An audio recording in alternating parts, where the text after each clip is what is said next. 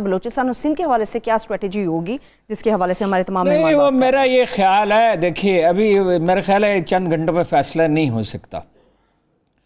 चौधरी परवेज़ इलाही साहब ये चाहेंगे और मेरा ख्याल ये साजगार भी है कि कुछ थोड़ा सा वक्त ज़रूर उन्हें मिल जाए और वो शिकस्त रेख्त हो सकती है नून लीग में। आप देख रहे हैं क्योंकि सब लोग टेलीविज़न से पिछले 2 घंटे से हम देख रहे हैं डिप्रेशन में हैं और वो ये जानते हैं कि शिकस्त बहरहाल उन्हें होगी। सवाल सिर्फ ये है कि इमरान खान साहब को जो वो क्लेम कर रहे हैं उनके बाद लोग 2/3 मेजॉरिटी मिलती है, ये नहीं मिलती, लेकिन अक्सरियत तो उन्हें मिल ही जाएगी। तो मैंने तो बहुत पहले अर्ज करना शुरू किया था कि इनिशिएटिव अब इमरान खान के हाथ में, वो हुकूमत में है या नहीं है। He is the most important person और PTI ही मुस्तकबिल की पार्टी है काफ़ी तवील अरसे के लिए। बाकी सिंध में मेरी ज़ाती राय ज़रा मुख्तलिफ है। मैं ये समझता हूँ कि इलेक्टेबल्स ही आ जाएंगे और इतना बहुत वक्त नहीं उन्हें जाना चाहिए। मैं शाहद आरिफ साहब से एग्री करता हूँ, इंटीरियर सिंध में जाना चाहिए, कम से कम 2, 3, 4 दिन निकालने चाहिए, लोगों से मुलाकातें करनी चाहिए और वो इलेक्टेबल है। बलूचिस्तान हमेशा मरकज़ के साथ जाता है, जैसे कश्मीर जाता है, जैसे गिलगित बल्तिस्तान, क्योंकि इंडिविजुअल्स हैं। और कराची के बल्दियाती इलेक्शन में मेरा ख्याल है कि इसके बहुत गहरे असरात मुरत्तब होंगे। वो अब इस पोजीशन में आ गई है PTI, अगर वहाँ कैंपेन ठीक चलाए, बदनज़मी का मुजाहरा न करे, वहाँ ग्रुपिंग पे किसी कदर काबू पा लें और उम्मीदवार का ऐलान कर दें, तो कराची के बल्दियाती इलेक्शन में भी ज़रा बेहतर नतीजा निकल जाए। मैं नहीं कह सकता, मुझे कराची जाने का मौका नहीं मिला, कितनी सीटें ले सकते हैं, लेकिन बहरहाल बेहतर नतीजा निकल सकता है। वो पार्टनर ज़रूर हो सकते हैं अगर तनहा नहीं जीत सकते, तो बहुत बड़ी तब्दीलियाँ आनी शुरू हो जाएंगी। लोग छोड़ देंगे बाद दूसरी पार्टी को। पीपल्स पार्टी की तो पहले ही वोट नहीं है, नून लीग को कुछ लोग मेरा अंदाजा है कि छोड़ेंगे और PTI में कुछ और अहम लोग शामिल होते जाएंगे। सही, ठीक है। अब हारून साहब, एक और कानूनी नुक्ता है, वो आर्टिकल 191 के हवाले से, 191 के हवाले से फरतुल्लाह बाबर साहब ये कहते हैं कि सुप्रीम कोर्ट ऑफ पाकिस्तान के इख्तियारात जो हैं उसको महदूद किया जाए। क्या कानून में ऐसी गुंजाइश मौजूद है कि आला अदलिया के इख्तियारात महदूद कर दिए जाए? मुझे तो हैरत है, लोगों ने उसको पढ़ा ही नहीं और फौरन उस पर गुफ्तगू करने लगे कि अच्छा हुकूमत ये कर सकती है, हुकूमत ये कर सकती है, फिर ये होगा, फिर ये। वो तो 191 तो ये कहता है कि सुप्रीम कोर्ट वजह करेगी ज़ाब्ते उसके, और जो कर लें, फ़र्ज कीजिए अब तो अव्वल इस पोजीशन में रहे नहीं, अगर कर लें तो कोई अदालत में चला जाएगा, अदालत उस फैसले को मनसूख कर देगी। आइन की तशरीह करना तो अदालत का काम है, पार्लियामेंट का काम तो नहीं है। जो कोई आइन के बुनियादी ढांचे से जो कानून मुस्तसादम होगा वो तो कायम ही नहीं रह सकता, और अभी तो वो बेचारे इस पोजीशन में नहीं है। मेरा ख्याल शाहद आरिफ साहब से पूछ लें आप मुमकिन इम्प्लीकेशंस पे। ठीक है जी शाह साहब, इसी नुक्ते को लेकर आपकी तरफ आऊंगी। असल में ये जो फरतुल्लाह बाबर साहब ने किया है ना ट्वीट, वो कहना ये चाह रहे हैं कि ये जो 191 है इसको पढ़ें और उस पर गौर करें और अदालत के इख्तियारात महदूद करने के लिए कानून साजी करें जी। अदालत को जो इख्तियार दिया गया है कि वो खुद कानून साजी करेगी, अपने रूल रेगुलेशन खुद बनाएगी, इसको महदूद करें। जब बाकी इदारे खुद नहीं बना सकते, पार्लियामेंट में बनाने होते हैं, तो अदालत से भी इख्तियार वापस किया जाए। और शायद वो इससे भी आगे जाना चाहते हैं कि ये जो रिव्यू का इख्तियार है अदालत का, वो इसको भी महदूद करना चाहते हैं। मेरी आज बात हो रही थी, राना तनवीर साहब जो वजीर तालीम है मेरे प्रोग्राम में थे, तो उन्होंने भी यही कहा कि जी अब हमें सोचना पड़ेगा, आईनी तरामीम करनी पड़ेगी कि हम जो सुप्रीम कोर्ट पार्लियामेंट का जो दायरा इख्तियार है या उसका एक मुतलकुल अनानी है, उसको महदूद किया जा रहा है। तो हमें इस हवाले से कोई ना कोई कुछ सोचना पड़ेगा।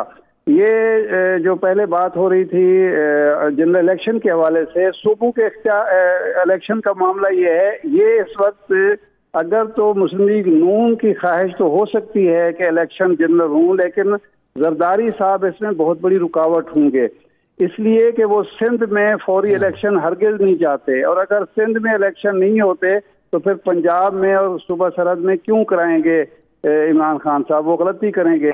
इलेक्शन की तरफ जब हम जाते हैं अक्टूबर में, तो मेरे ख्याल शायद इमरान खान को भी ये सूट करेगा कि सूबों में सूरत हाल यही रहे और मरकजी इलेक्शन फिलहाल करा दिए जाएं। उसमें जाहिर बात है इमरान खान के लिए बहुत सारे मौके हैं और मरकजी हुकूमत वो बना लें, उसके बाद वक्त आने पर वो सूबों में भी करा दें, क्योंकि फिर उसके बाद मुमकिन नहीं होगा जरदारी साहब के लिए रजिस्ट करना। इस वक्त मेरा ख्याल है कि जरदारी साहब हरगिज नहीं चाहेंगे कि मरकज और सूबे में बैक वक्त इंतखाबात हो सके, और 18वीं तरमीम के बाद सूबों के पास ये हक है कि वो अपने सूबे में खुद फैसला करेंगे कब इंतखाबात कराने। ठीक है, ठीक है। हारून साहब, आपसे मैं सादिक साहब की तरफ जाती हूँ, डॉक्टर साहब भी हमारे साथ हैं। हाउस ऑफ शरीफ, हारून साहब, इरशाद साहब ने मुस्लिम लीग नून की ख्वाहिश का लफ्ज़ इस्तेमाल किया। ये जुमला मुस्लिम लीग नून की ख्वाहिश दोनों भाइयों की ख्वाहिश है या सिर्फ मियां नवाज शरीफ साहब की ख्वाहिश है? नहीं, वो दोनों के नुक्ता नज़र में तो फ़र्क बिल्कुल ही वाज़ेह था, उसमें कहने की ज़रूरत नहीं है। वो इस्टेब्लिशमेंट के साथ चलना चाहते थे, अपना मफाहमत से इक़्तिदार हासिल करने के हक़ में थे शहबाज शरीफ साहब, और उनकी बात मान ली गई। जरदारी साहब भी इसके हक़ में थे, और शहबाज शरीफ के और उनके नुक्ता नज़र में तो हमेशा फ़र्क रहा है। लेकिन अब चीज़ें शहबाज शरीफ के हाथ से निकल जाएंगी, इसलिए कि बहरहाल वो तो कोई परफॉर्मेंस नहीं, उनको पता ये चला कि वो तो सूबे में भी उनका एक भरम ही था, कोई बर वक्त फैसला वो नहीं कर सके। और अब जो फैसला उन्होंने किया एसेट्स का, वो तो बड़ा हैरत अंगेज़ है। भाई एसेट्स बेच दें, और उसमें इतला ये हैं 20% शेयर वैसे बेचे जाएंगे कि भाई वो अमारात में कुछ लोगों से बात हो रही है कि जो उसकी करंट प्राइस है, पहले तो ये अजीबोगरीब बात है कि उसकी करंट प्राइस क्या है, इसका तयन कौन करेगा? ना अदालत पूछ सकती है, ना FIA पूछ सकती है, ना नैब पूछ सकती है, ये कानून बना दिया। उससे 10% कम पे ले लें, 10% कम पे नहीं होगा, वो तो ज़ाया करने वाली बात है, मेरा ख्याल रुक जाएगा। अच्छा, वो शहबाज शरीफ की परफॉर्मेंस बहुत बुरी रही है, हमजा शहबाज की उससे भी बदतर रही है। तो मेरा ये ख्याल है कि इनका रोल है, जैसे जो चौधरी शुजात का रोल वहाँ ख़त्म हो गया, तकरीबन न होने के बराबर रह गया, अल्लाह ये कि मुफाहमत कर लें, जो आसान नहीं होगा, जो उनका मिजाज है उनके साहबजादों का ख़ास तौर पे, तो यहाँ भी इनका रोल उतना तो नहीं डैमेज हुआ है, लेकिन कम हो गया। ऐसा फैसला कभी हुआ ही नहीं है कि अभी चीफ मिनिस्टर साहब वहाँ से निकल जाएं, इसलिए कि कोई दलील वो दे ही नहीं सके। बहुत ज़रा अपने दफातर खाली कर दें और अभी हल्फ होगा, और जो गवर्नर साहब नहीं लेंगे, जैसा कि अदालत ने ठीक अंदाज़ा लगाया था, तो सदर साहब हल्फ ले लें।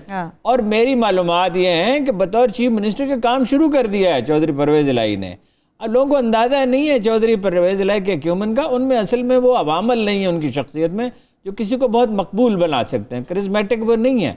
लेकिन एडमिनिस्ट्रेशन को जैसा परवेज़ इलाही समझते हैं, बहुत कम लोग समझते हैं। एक उनमें ये सलाहियत है कि वो सिविल सर्विस को मोटिवेट करके काम ले सकते हैं, बजाय इसके कि दबाव डालें, खौफजदा करें, जो शहबाज शरीफ साहब का तरीका था। और वो उसके नतीजे में ये है कि सिविल सर्वेंट से तो मेरी बात हुई, कई दिन से बात हो रही, कई अहम सरकारी अफसरों से बात हुई, उन्होंने कहा भाई हम तो नमाज शुक्राने के नवाफिल पढ़ेंगे, खुदा का शुक्र है कोई मेरिट पे कोई लोगों को अहलियत की बुनियाद पे मिल जाएंगे, मुनासिब मिल जाएंगे, और काम करने के मौके होंगे, और कुछ आज़ादी होगी, तो सिविल सर्विस साथ चली जाएगी। ये बहुत तेज़ी के साथ सफ़ीना डूबेगा हुकूमती इत्तेहाद का, इसलिए कि ये तो इत्तेहाद की कोई फितरी बुनियाद तो नहीं थी, कोई उनके यानी वहदत फ़िक्र तो उनमें पैदा ही नहीं हो सकती थी, इसका सवाल ही नहीं था। वो तो एक ठीक का इरशाद है, उसे खौफ से की बना पर बना हुआ इत्तेहाद, खौफ का फैक्टर ज़्यादा था। सही। और मतलब ये कि ज़ाहिर है हुकूमत में आप हों तो फ़वायद भी उठा सकते हैं, लेकिन ये कि लोगों का मूड ही इतना ज़्यादा बदल गया है, ये बहुत बड़ा टर्निंग पॉइंट है पाकिस्तान की हिस्ट्री में। ये हुकूमत की वो उस तरह की तब्दीली नहीं है जो 88 से लेकर अब तक होती रही हैं, बीच में एक मार्शल आ गया।